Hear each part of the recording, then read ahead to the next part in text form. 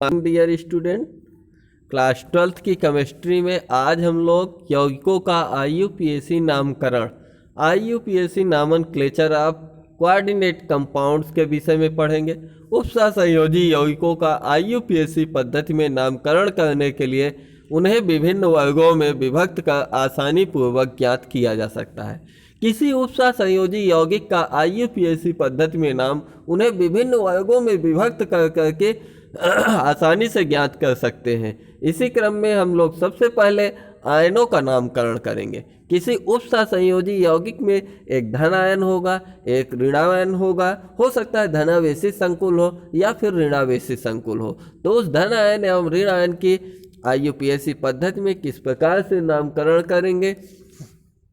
उपसहसंयोजी यौगिकों में भी सामान्य यौगिकों की तरह ही आयनिक संकुलों में नामकरण किया जाता है, जिसमें पहले धनायन का नाम, उसके पश्चात ऋणायन का नाम लिखा जाता है। जैसे NaCl सोडियम क्लोराइड होता है, NaCl में पहले Na तब Cl को रखा जाता है। उसी प्रकार से किसी उपसहसंयोजी यौगिक या संकुल यौगिक में पहले धनायन फिर ऋणायन का नाम लिखा जाता है।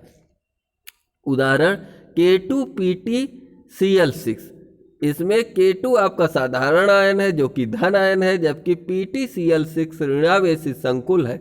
तो पोटेशियम K प्लस धन आयन है जिसे पहले लिखा गया है। इसके पश्चात PtCl6 2- को रखा गया है, जिसे हेक्साक्लोरोप्लेटिनेट फोर्थ कहा जाता है।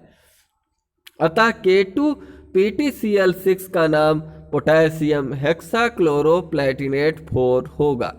इसी प्रकार AgNH3 में AgNH3 प्लस धनावेशित संकुल है तथा Cl- क्लोराइड आयन है जो कि साधारण आयन है। अतः इसमें सबसे पहले डाईएमीन सिल्वर फर्स्ट लिखते हैं, फिर उसके पश्चात इसमें क्लोराइड जोड़ देते हैं। तो इस प्रकार इसका नाम डाईएमीन सिल्वर फर्स्ट क्लोराइड बनता है। यदि अनआयनित संकुल है तो उसके नामकरण कैसे किया जाता है। ऐसा संकुल जो आयनित होता ही नहीं, जिसमें संकुल के बाहर सहकारक होता ही नहीं, जैसे PtNH3 को डाईएमीन क्लोराइडोप्लेटिनेट 4 लिखा जाता है। इसमें संकुल के बाहर कोई सा भी यौगिक उपस्थित नहीं है, आयन नहीं उपस्थित है, ना तो धन आयन ना ही ऋण आयन उपस्थित है। अब IUPAC पद्धति में नामकरण का सेकंड पार्ट हम लोग पढ़ते हैं। इस क्रम में उपसहसंयोजी यौगिकों में मंडल, कौन सा उपसहसंयोजी क्षेत्र या मंडल होगा, उसका नामकरण कैसे करें। तो कोऑर्डिनेट स्फीयर का नामकरण करना।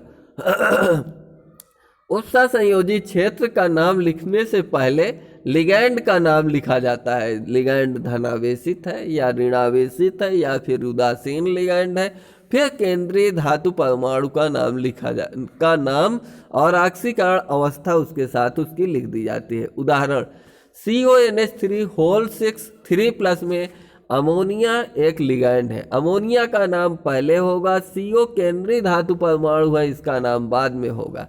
अतः हेक्साएमीन कोबाल्ट 3 आयन होगा। इसी प्रकार NiCO4 का नाम लिखने में टेट्रा कार्बोनिल निकेल 0 होगा, क्योंकि इसकी ऑक्सीकरण संख्या 0 है।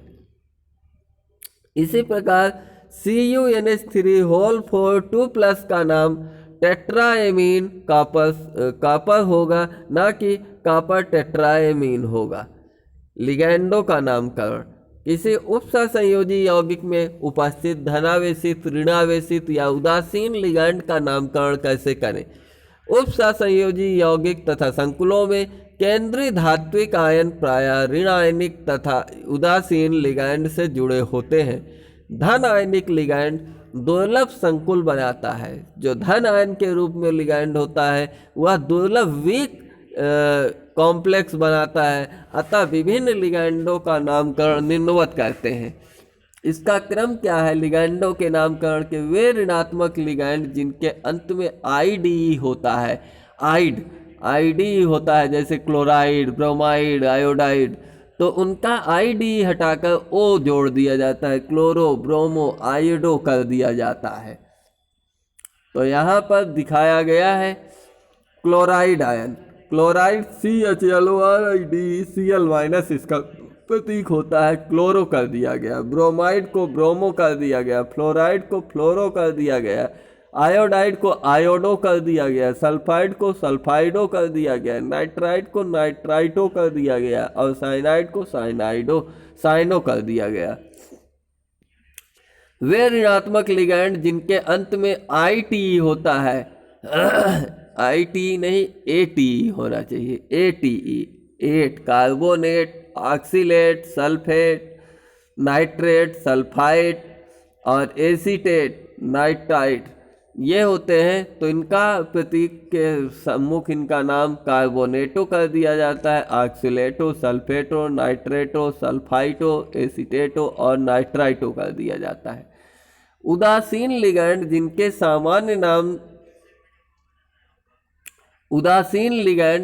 सामान्य नाम से लिखे जाते हैं। कुछ उदासीन लिगैंडों के विशेष नाम होते हैं। कुछ उदासीन, जैसे जल को एक्वा कहा जाता है, अमोनिया को एमीन कहा जाता है, तो उनके कुछ विशेष नाम होते हैं।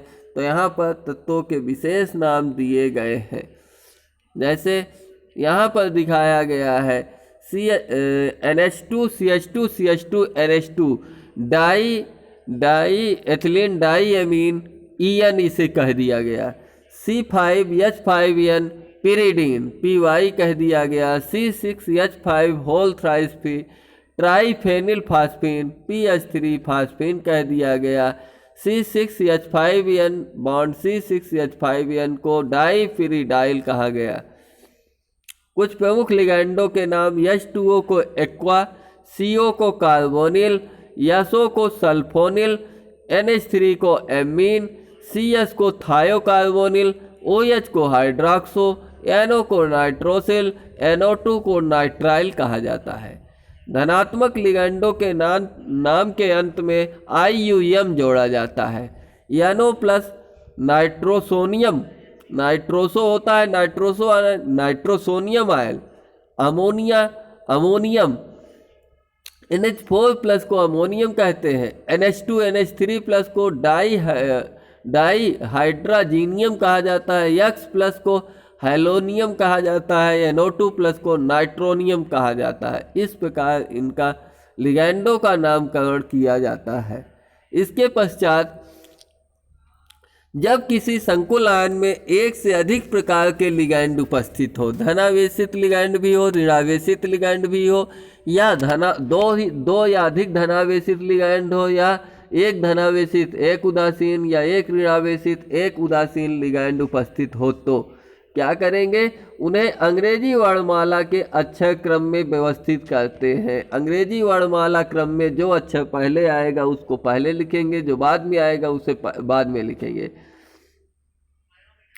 तथा ऐसा करते समय उनके आवेश को संज्ञान में नहीं लेते हैं, ना ही उनसे पहले कोई संख्यात्मक पूर्वलग्न का संज्ञान लेते हैं। उदाहरण COCl2 NH3 होल 4+, तो इसका नाम टेट्राएमीन डाईक्लोरो कोबाल्ट थर्ड है आयन है, ना कि क्लोरो को पहला नहीं लिखा जा सकता, क्योंकि एमीन NH3A से स्टार्ट होता है।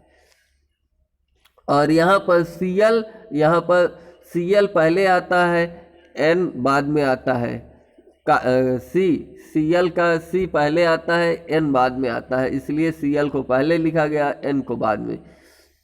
यहाँ पर दूसरा PTCl-Br NH3 whole 2+, डाईएमीन bromo क्लोराइडो platinum 4, क्योंकि एमीन का A ब्रोमो में B है तथा क्लोरो में C है, अतः अंग्रेजी वर्णमाला क्रम के अनुसार पहले डाईएमीन लिखा जाएगा, फिर उसके बाद ब्रोमाइडो, फिर क्लोराइडो प्लेटिनम 4 लिखा जाएगा। इस प्रकार से IUPAC पद्धति में किसी यौगिक का नामकरण किया जाएगा। मिलते हैं अगले टर्न पर अगले विस्तृत नामकरण के साथ। तब तक के लिए आप सभी लोगों को जय हिंद, वंदे मातरम।